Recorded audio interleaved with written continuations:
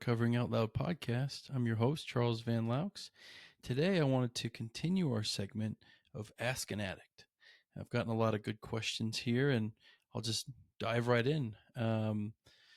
First question that I got here: what is drug addiction treatment? Well, there's a lot of different forms of treatment. I'll just kind of go in order. So you have programs like Stout Street, for example, where the program is free. It's a longer program, typically about 2 years, and essentially you do, different side jobs and things at the treatment center. Kind of helps to pay for your treatment.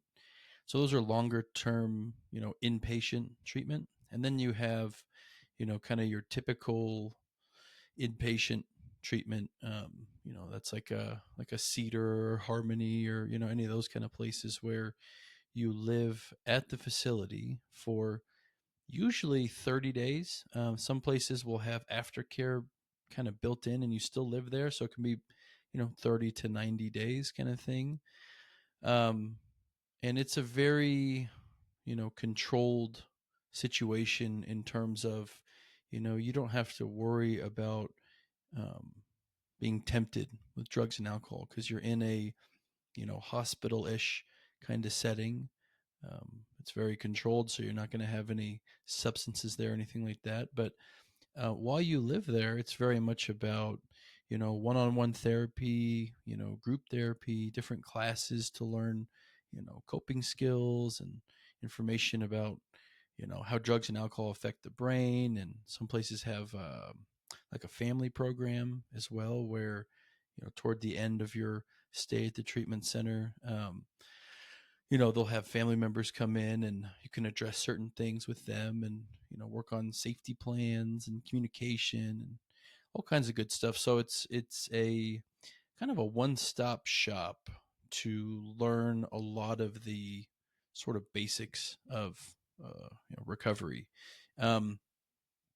Now, I feel like if the person who's going into the treatment center, I feel like if they're sort of in the right state of mind, I think this can be a really helpful option. And what do I mean by right state of mind? Some people are forced into recovery either legally or by their loved ones. So maybe they don't necessarily go into it with the right state of mind. Because, the thing is, when you go into treatment, you need to be very open minded, right? You need to be willing to try new things, because the majority of the people who work at that treatment center have been through recovery themselves, right? Or studied it very deeply. And, a lot of their advice is kind of a shotgun approach, where, I mean, they have people in that treatment center from all walks of life. So, their goal is to try and find some tool or idea that fits the majority, So if there's some part that is, helping, you have to remain open to, hearing that part, right? So I think it can very much, the success of a treatment center can very much be about the state of mind going into it. Um, kind of seeing it as, some people would call it like the last house on the block sort of thing. Other people say, my best thinking got me into a treatment center kind of thing. But it's very much a place where, I don't know what to do, right? So I show up to a treatment center and I say, help me. I'm here. I want to get better. I'll do what it takes. I'm open. Show me the way, kind of thing. So a step down from that, I think there's kind of several that fall into that next category. Now, you have, for example, PHP, right? And that's partial hospitalization kind of thing. And with that one, you can live at a sober living type of situation, for example. And then every day you would have someone come and pick you up in a van, pick all the people up in a van and bring them over to a location for the groups and the one-on-ones and classes and all that stuff. So it's it's a little bit of a step down from an inpatient treatment center. Um, and then a step below that would be IOP, intensive outpatient. And that one, you live at home and you go to a facility for the one-on-ones, classes, groups, all that stuff, a few times a week. So, that one, it's not as controlled necessarily. So might not be the best option if you're having, a lot of cravings or a lot of, you're in a really triggering living situation or something like that. You might need to get to a sober living, right? Or even an inpatient treatment kind of thing. But, I believe the IOP is there as an alternate method of reaching recovery for people who are kind of at that point where, for different reasons, they can't necessarily leave and check into a treatment center sometimes, right? Um, and then there's, some kind of side groups that will help people into treatment. Like, for example, there's a group called Positive Recovery, PAW, like dogs, and what they do is they will, if somebody's thinking about going to treatment, right, but they're like, oh my god, my dog, I can't leave my dog, I mean, that's my best friend, I can't, then they actually come and they'll foster the dog at different people's homes, people they check out, good people and all that, but they'll actually foster the dogs until the person is out and ready to have them back in their lives when they're more stable. So it's all about kind of finding those moments in our mind where we say, oh, I can't do it because of this, or oh, no, I can't do it because of that. So I'm really glad that they do that work, because I've heard that one several times. In particular, when I worked in a treatment center in admissions, I heard that all the time. So then, of course, you have kind of like additional steps down in care to help sort of fill those gaps. Um, I kind of think of them as additions to that circle of care, the group of people who support us and help us in our recovery. And in my mind, that's where us coaches fit in, and also, therapists, counselors, right? All that kind of stuff. Um, so I think, kind of seeing where you're at in your journey and what's going to be the most helpful for you. And then seeing like, oh, hey, do I need to add one of these services in after I've gotten out of treatment. And, because the thing is, like, from my own experience, when I got out of treatment, I felt very raw. I'd spent a long time, opening myself up and exploring all the darkest corners and, getting all that stuff out of there so I could make some new good memories and some, positive things and all that. But when I got out, it felt like everything was turned up to 11. Everything was really intense and overwhelming. And so, I definitely personally feel like, therapy, having a coach, sober living, all that kind of stuff can be really helpful for aftercare. And, like sober living, for example, like having the ability to go out into the real world, and try some of the things that you've discussed with your therapist or coach or whatever, and kind of see how they work, and then have a therapeutic positive community to come back to kind of debrief on how that was, and maybe what things would have been better or more helpful or whatever, because you don't necessarily want to go like super high level of care treatment center and then just jump all the way down to right back in my same life, because the reality there is that there are aspects of our life that, you know, contributed to our addiction to begin with, right? Like, a job that was really triggering, or a group of friends or whatever it might be. The other thing I'll say about treatment as well is that, if you are considering inpatient treatment, I think it's also going to be worthwhile to see what type of inpatient treatment can be helpful. Like, for example, Cedar, right? They do, it's called a dual diagnosis center. So they focus on addiction and mental health, because usually there's some kind of mental health going on, uh, that's, self-medicated with the addiction kind of thing. So they focus in that area. Others, like there's let me think, the Jaywalker, for example, up in Carbondale, up in the mountains. They're more of like a wilderness kind of program, and they have some really interesting aftercare set up.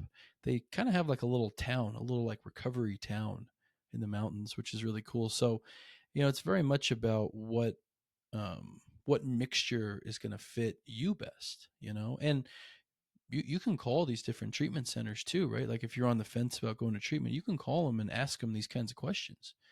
Are you guys dual diagnosis? Are you this? Are you that? Like what's your focus in the work that you do there in for recovery, and what does the aftercare look like? All those things are important. Um, so yeah, I hope that answers your question about treatment, different kinds of treatment. Um, let's see. Next question here. What is detoxification or detox? So that's the process of getting drugs or alcohol out of your body, right? You're detoxing off of those substances. Now, I will always advocate for the side of a medical detox, right? And that's where you go to a specific detox center, right? Like Jefferson County Mental Health or something like that, right?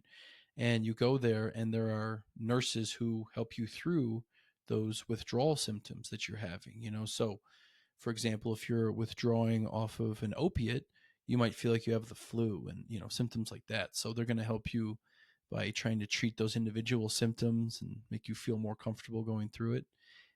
But the reason that I believe it's really important to do a medical detox, no matter what the substance is that, there are actually two substances that can kill you if you don't detox off of them properly. One is alcohol, and the other is benzos, like Xanax, for example. And the issue there is that you can have a withdrawal, or I'm sorry, you can have a seizure while you're withdrawing if you don't taper off correctly. And that's where a doctor would be able to help you through that, and nurse and all that stuff. So just be smart, be safe about it, and just go to a detox place. They're going to help not only get through that detox, but at Jefferson County Mental Health, for example, they also have people there on staff to help you figure out next steps.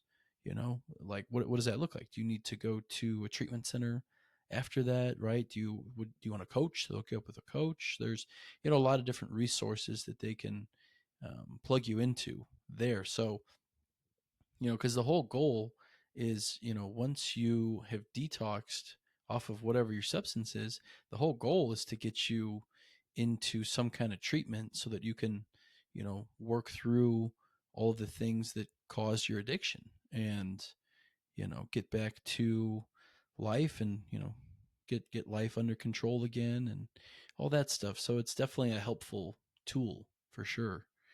Um, let's see. Next question here. Why can't drug addicts quit on their own? Yeah, that's a good question. I think Nancy Reagan kind of did a little damage there by just say no, that whole thing, right? It's, not that easy. Depending on the substance, there are, physical cravings for the drug itself. That's why they call it addictive. It can be based on what the substance is. It can even be something small, like, for example, if you're using a substance that is not necessarily addictive, but it's mind altering, that in a way can be addictive, right? Because, they call that the instant gratification, right? That temporary relief, right? So if you use that non addictive substance to escape from a problem or to, make ourselves feel better when we're having a bad day or something like that, then what you're doing is you're setting yourself up to say, hey, self, if you're having a bad day or you're this or that, we know something in the back of our mind that's going to make that go away. It's going to make us feel better. And I think that notion can be addictive.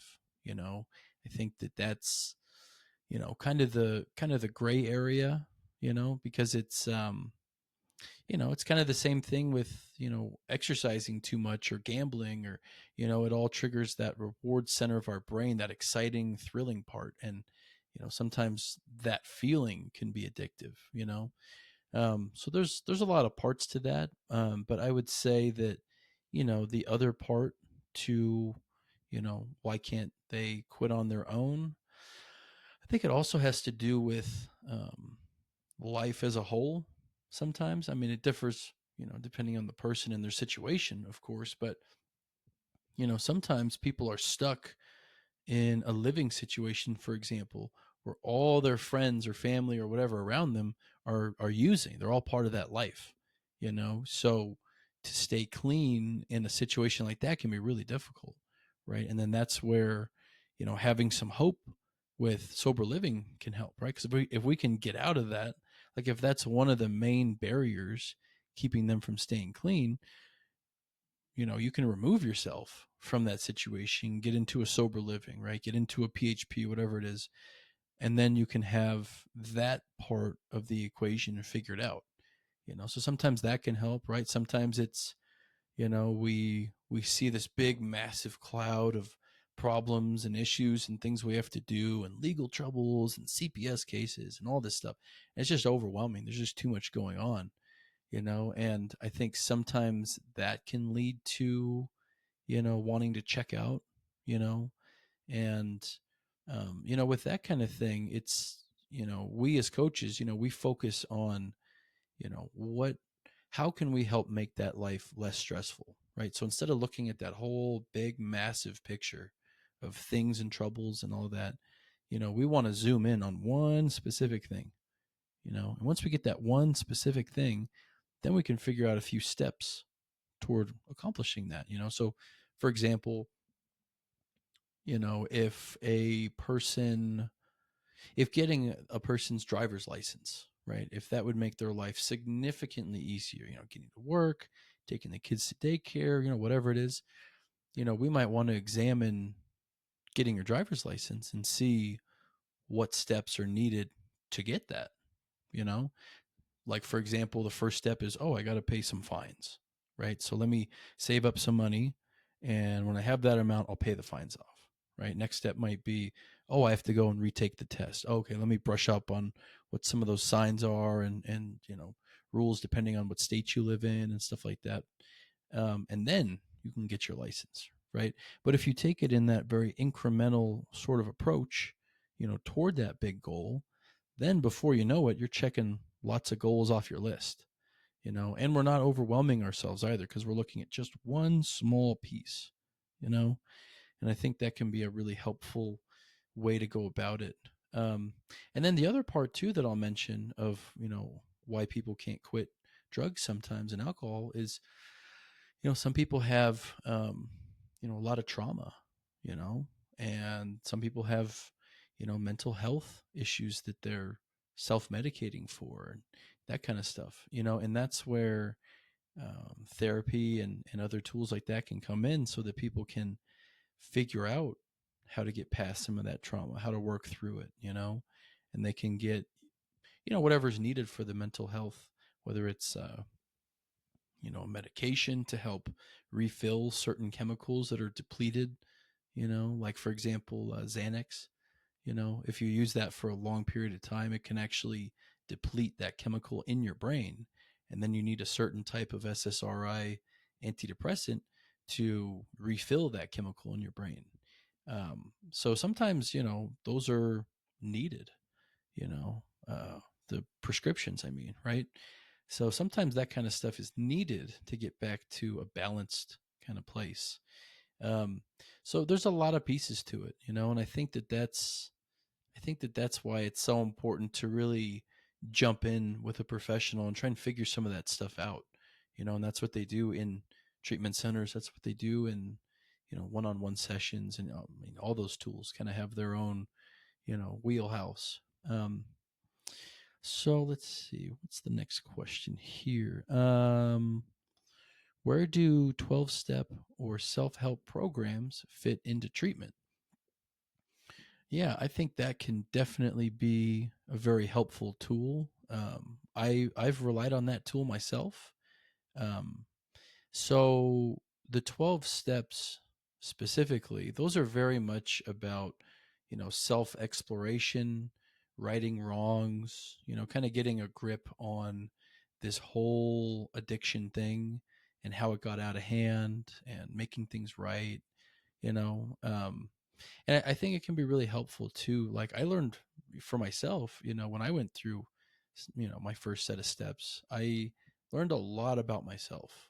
I learned a lot about, how I showed up to people around me, how I treated myself, even, all kinds of stuff. So I think it can be really helpful. And, there's also different types of step work as well, like AA and NA, those are all pretty similar to some degree.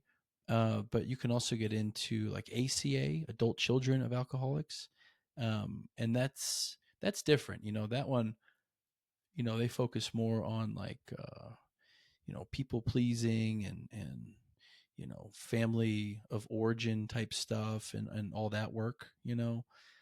So I found it helpful to kind of go through both. So I did NA, and then I did ACA, and I kind of found those to both be helpful because they dive into different areas. NA is all about character defects and this and that, whereas ACA is very much about like, well, how do I get those character defects and what do I do with them now?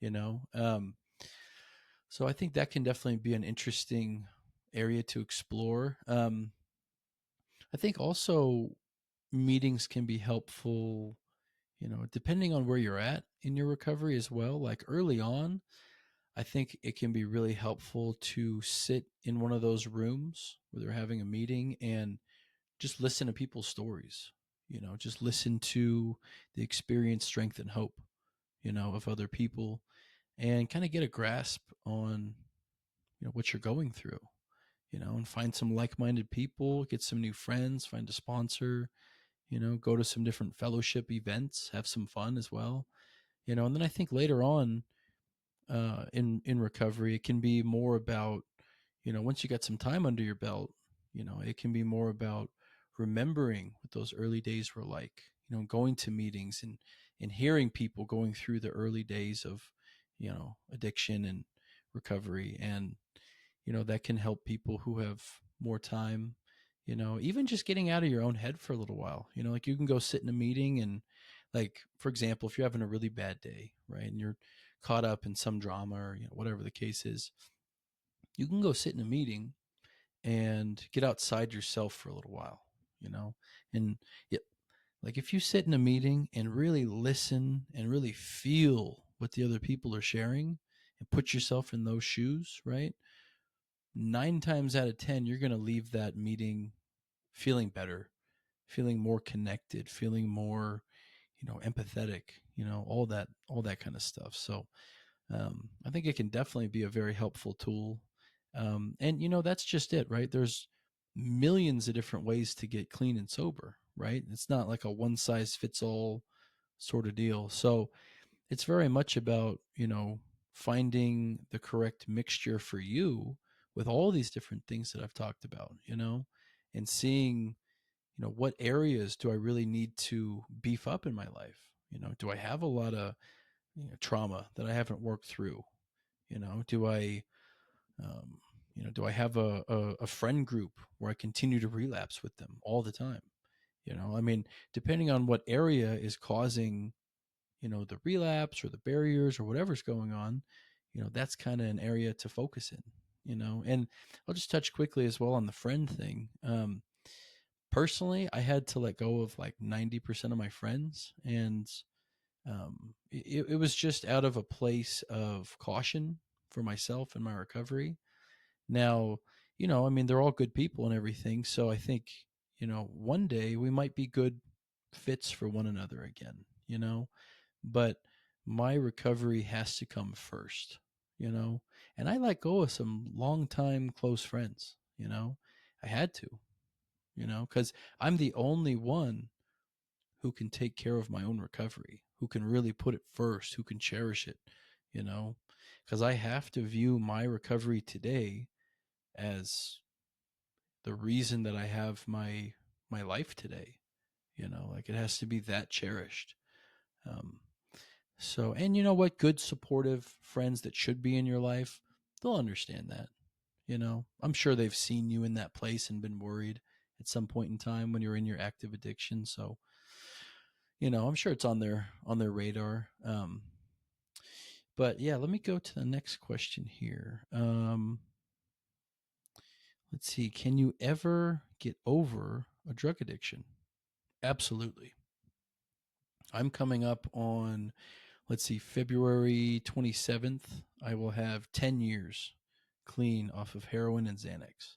So, yes, it's absolutely true. I had another guest on this show named Mike. He was celebrating 44 years coming up, you know, so there it's absolutely possible. And it takes changing a lot about our life, you know. It takes being humble enough to ask for help, and when we get that help, putting it into action. You know, it takes being really strong and saying, oh, I'd like to go and do that with my friends, but maybe I shouldn't. Maybe I should be cautious. Hey, maybe we could try and go do this thing instead over here that's safer. You know, I mean, it takes, um, I kind of think of it like being a sober gangster, you know, because we're protecting our recovery to, you know, like nothing else, you know, because it has to be first. It has to come first. Um, and you know what? Sometimes it takes time. You know, I mean, I've known some people who, you know, they lose one job, and all of a sudden they're clean forever. You know, like that was the wake up call for them. That was that moment of clarity for them. You know, I've known other people who have never gotten it. You know, every external force on earth is pushing down on these people. They lost their house, they lost their job, they lost their kids, they've overdosed a bunch of times, nearly lost their life, and they still go back, you know? And I think that that comes down to that individual and what they're going through and what they're willing to do to stay clean, you know? Because there always comes that moment where that effort switch gets flipped. And the question is, what does that lead to, right? Usually, when people flip that effort switch because they're stressed to the max or frustrated or whatever it is, usually that effort switch leads to, you know, some substance, right? But it doesn't have to. You know, we can put tools there. We can build things in. We can discover new passions and hobbies and things like that where, you know, if I'm having a terrible day, I can instead pick up my camera. I can put in some headphones and I can get lost in the world of visual creativity. I can walk around looking for impactful moments in life that inspire me, that make me feel good about society, right? There's always a way. It's just a matter of, you know, how far am I willing to go? You know, am I willing to go as far for my recovery as I did for my substance when I was in active addiction? You got to go further, you know? You know, if you walked 20 miles in a snowstorm just to pick up, right? You got to walk 30 to go to that meeting, right? When you're on the edge. So that's what it takes. And I think having people around you who you can open up to about this, you know, who you can talk through some of these issues with, who can support you, who can walk with you to that meeting or even give you a ride to that meeting, you know, I think that can make all the difference too. So, you know, if you need someone, if you need to talk to someone, you know, there's always people available. There's always people here. You know, you can leave a comment on here and absolutely people will reach out. There's Facebook groups, there's, you know, the SAMHSA hotline, there's, you know, there's any, if you're truly on the edge, go to a meeting, right? I've known people who will let someone who's really going through it stay on their couch, right? Now, think about that for a moment. A person who is a complete stranger who's going through a drug addiction, right, is allowed to sleep on the couch of someone else who is recovering from that drug addiction. What does that tell you? That's huge, right? That tells you that there's a bond for people who are in recovery. It's kind of like two war vets meeting. It's like, hey, buddy, we've been through it. I know it, and I see similarities in you, and I know you just need a chance and this and that, because when you turn that corner and you want recovery, you're done with your addict life. Some of the best, most honest, creative, smart people I've ever met in the rooms are going through that.